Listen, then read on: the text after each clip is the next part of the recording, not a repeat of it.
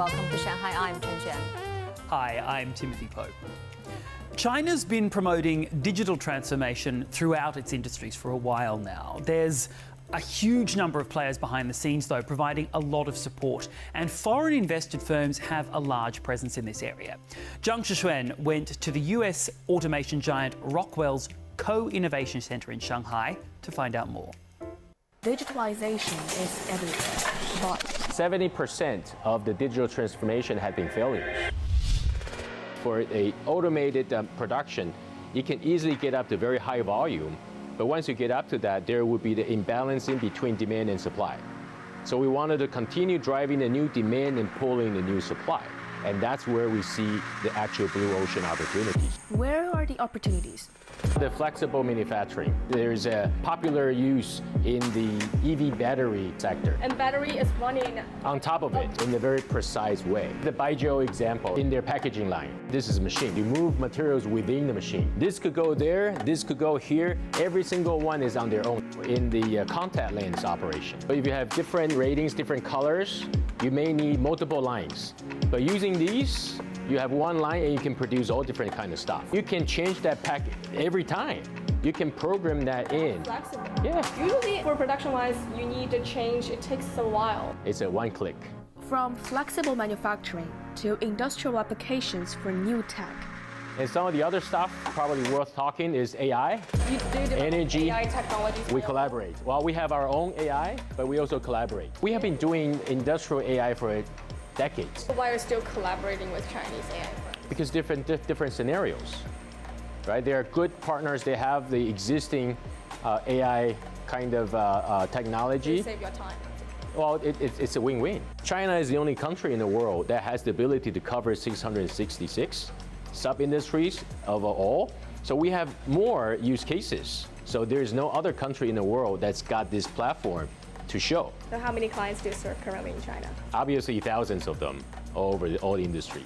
The concept of this space is 5 to 15 and 15 to N. So usually each of your single clients can at least help you reach out to another 15 clients. Potentially. Why does a US automation giant need to cooperate with local firms?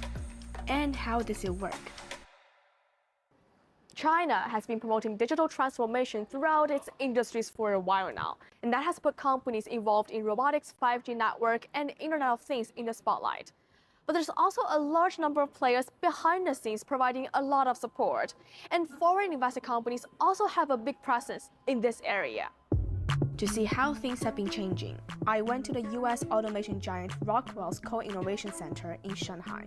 The first time we talked was 2 years ago at the China International Industry Fair, and then last year during the Shanghai Climate Week, and now we met each other again. Any new messages? What you see here is our Net Zero Smart Manufacturing Co-Innovation Center, where we established together with the Caohejing Industrial Park. It was started brand new December 2024. Since then, we have roughly over 6,000 visitors already from all over China and from different parts of the industries, from governments, from the industry base, and even different parts of the world. This is a space that we co-innovate and we create demand. The per capita GDP has been continuously growing now over 12,000 US dollars in China.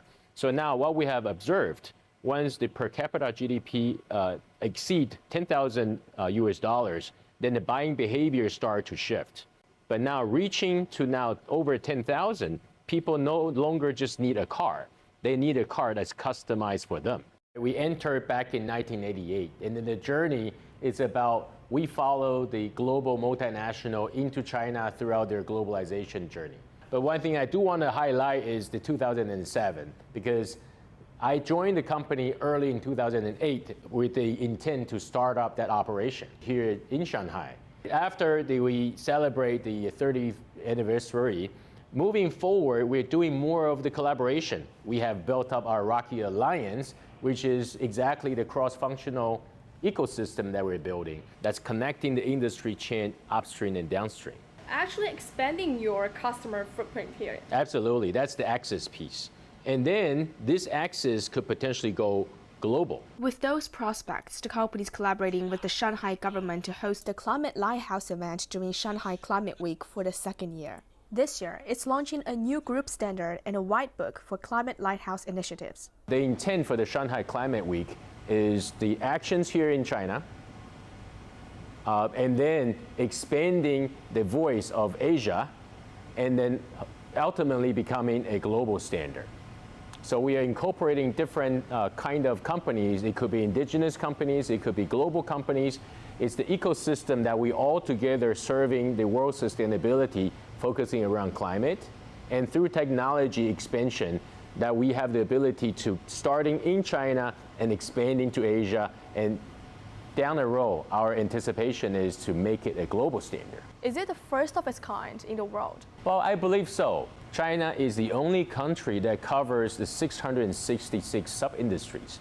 So we have a very broad spectrum of industry use cases that could be incorporated. Not necessarily, if you look at the other countries, they have a difficulty to have this broad kind of base. During the past 2 years, a lot has changed, especially this year. The world is really changing rapidly. Where do you position China market at this moment? In which area do you see greatest potential for growth? Well, I think China continues to be the major manufacturing hub of the world, and that will not change. About 40% of the global lighthouse factories are in China, and in order for China to continue elevating its manufacturing influence around the world, it's necessary for the systematic upgrading, but not necessarily for all the IPs and patents can turn into GDP. This space is intended to help the patents and IP and bring them from a concept, from a technology to GDP. Because there are several barriers before it can get there. There is an industrial scalability that's required. That's our core business. But there is a commercial scalability. Are those R&D results in China also benefiting the rest of the world? That's the intent. And that's what I was referring to with our global network and ecosystem here within China. By helping them solving the problems using what we have created together, we have the ability to allow those technologies to be expanded outside of China to their other sites around the world.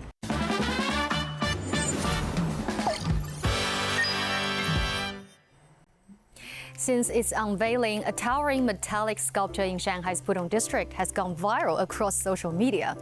This breathtaking work comes from renowned Japanese contemporary artist Hajime Sorayama, whose major retrospective light transparency reflection is now dazzling Shanghai audiences. The exhibition brings together 5 decades of Sorayama's groundbreaking creations, tracing the artist's visionary journey from the late 1970s to today. Towering 12 meters tall and gleaming under the Shanghai sky, this massive aluminum sculpture of a robotic lady is grabbing attention. The piece is part of Japanese contemporary artist Hajime Sorayama's Sexy Robot series and was first showcased at the Dior fashion show in 2018. It also marks the beginning of Sorayama's largest retrospective ever in China. Me parece que la escultura, al ser femenina, es muy bonita, el hecho de ver el futuro, de ver un robot y los colores, la forma tan perfecta de la mujer en que pues plasmaron en este momento se me hace muy bonita, y venir acá a Shanghai y conocer esto es muy especial. Inside this art center in Pudong, Sorayama's world unfolds with original paintings, sculptures, and an immersive digital experience never seen before. 因为机械都是金属的嘛，是那种冷冰冰的质感，但是空山鸡的话，它把这种冰冷的金属变成人体的一部分之后呢，就是反而我觉得没有这么的冰冷，就是会很生动，就包括它的线条，它的每一个部位都蛮生动的。Sorayama's work shows imagination regarding the future of technology, a theme growing increasingly relevant as humanoid robots transition from sci-fi fantasy to reality. Sorayama painted first robotic work in 1978. So since then, he spent already half century. Now we have technology to see like a vision that we couldn't see maybe 20 years before. So now you can use font to see all pictures with even it's not existing in the world. This concept is all came from past achievement by all artists, not only Sorayama. The Japanese artist found inspiration for his iconic mechanical girls in the feminine robot Maria from the 1926 sci-fi movie Metropolis. The 2015 movie Ex Machina, meanwhile, explores relationships between humanity and technology through the interactions between a programmer and advanced AI housed in a stunning robotic body. 我会觉得说，当今很多的科技的实现，有很大一部分是基于以前的科幻片的一些落地，再倒过来就是说，有这么一些非常有创意的作者去创作这样子的作品。在未来也会对我们的 AI 呀，包括未来的这个人形机器人啊，有一定的启发吧。This one of the most biggest ultra modern city in the world now that you can see none of another city looks like Shanghai. There are so many museums, so many people understand how the technology can bring us human being to create a new possibility. So this culture soul is very important for my project. So to see many people, to see kind of artistic, creative future. If you've got a question for us, you can find us on the socials. We'd love to hear from you, and all our content is available online as well. And of course, here on Dragon TV, Monday to Friday. Thank you so much for watching and see you next time. Bye-bye.